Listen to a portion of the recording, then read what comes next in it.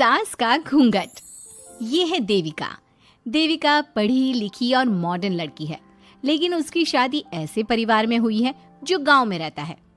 भले ही ये 21वीं सदी है, लेकिन देविका की ससुराल वालों की सोच वो तो बीवी को एक बार में समझ में नहीं आता क्या कि इस घर की औरतें मर्दों के खाना खाने के बाद ही खाना खा सकती है। भैया, मैं देविका को यही समझा रहा था। मुझे तो लग रहा है कि इसके दिमाग में कोई बात ही नहीं बैठती एक बार में। भैया, मेरे दिमाग में बात तब बैठेगी ना जब आपकी बात कोई ढंग की होगी।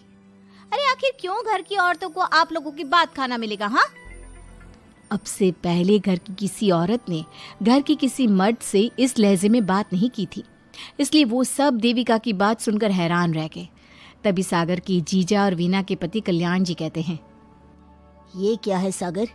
इस घर की दीवारों को औरतों की इतनी ऊंची आवाज सुनने की आदत नहीं है।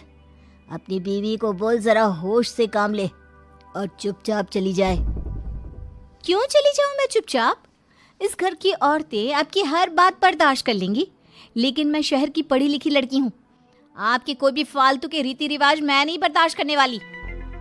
इस तरह देविका ने सारे घर की औरतों के लिए मिसाल पैदा कर दी। जोगिंदर के घर में पहली बार किसी महिला ने विरोध का स्वर उठाया है। ये बात घर के किसी मर्द को बर्दाश्त नहीं हो रही है। तभी जोगिंदर कहता है, महेंद्र, मोहन, इस बेशर्म लड़की को कमरे में बंद कर दो और आज इसे कोई खाना नहीं देगा। अगर किसी ने इसे खाना दिया तो मैं उसे जिंदा नहीं छोड़ूंगा। महेंद्र और मोहन उसे कमरे में बंद कर देते हैं और उसे खाना भी नहीं देते। रात के 3 बज जाते हैं। भूख की वजह से देविका को नींद भी नहीं आती। तभी उसे कुछ महसूस होता है।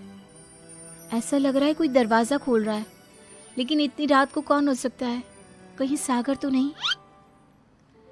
देविका उम्मीद भरी नजरों से दरवाजे की तरफ देखती है, लेकिन दरवाजा खोलने वाला सागर नहीं, बल्कि विमला और कम्मो है। माँ जी, चाची जी, आप दोनों? बहू, ये ले, हम तेरे लिए खाना लाए हैं, खा ले। और ये बात ना तो किसी को बताना मत कि हमने तुझे खाना दिया है, नहीं तो हमारे मर्द मार मार कर हमारा बुरा हाल कर देंगे। माँ जी, आप यहाँ इतना घुट घुट कर क्यों रहती हो? देविका, अब तू भी इस घर की बहू है। तू भी हमारी तरह रहना सीख ले। इस घर के कायदे कानून अपना ले। इस घर के मर्द तो कभी बदलने वाले हैं नहीं बहू, तो तू ही बदल ले अपने आप को। माँ जी, बदलाव अच्छे के लिए हो तो हमें बदलना चाहिए। बेकार और बेतुकी बातों का तो विरोध करना चाहिए। दोनों ने देविका को समझाने की कोशिश की, लेकिन देविका ने उल्टा उन्हें ही समझा दिया। इसी तरह एक दिन देविका किसी बात पर जोर जोर से हंस रही थी। तभी देविका की सास विमला ने उसे टोकते हुए कहा, अरे बहू, तू इतनी जोर जोर से क्यों हंस रही है? हमारे घर की औरत इतनी जोर जोर से नहीं हंसती। विमला अपनी बहू को समझा रही थी कि तभी महेंद्र बोलता है, अरे कम्मो, कौन है ये औरत जो बेशर्मों की तरह जोर जोर से हंस रही है? तभी कम्मो और देविका बाहर आ जाती हैं। जी, वो मैं हंस रही थी चाचा जी। अब आप लोग हंसने पर भी पाबंदी लगाओगे क्या?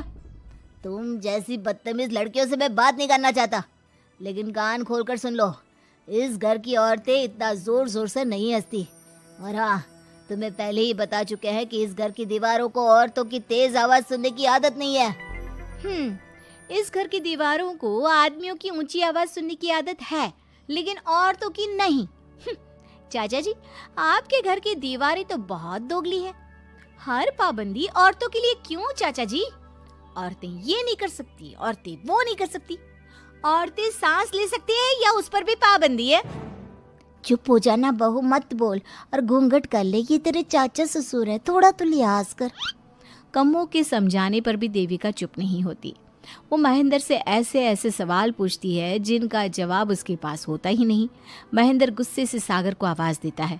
महेंद्र की आवाज सुनकर घर के सभी आदमी बाहर आ जाते हैं। जी चाचा जी, आपने बुलाया? अपनी मुंह जोर बीवी को यहाँ से ले जाने तो कुछ अनर्थ हो जाएगा।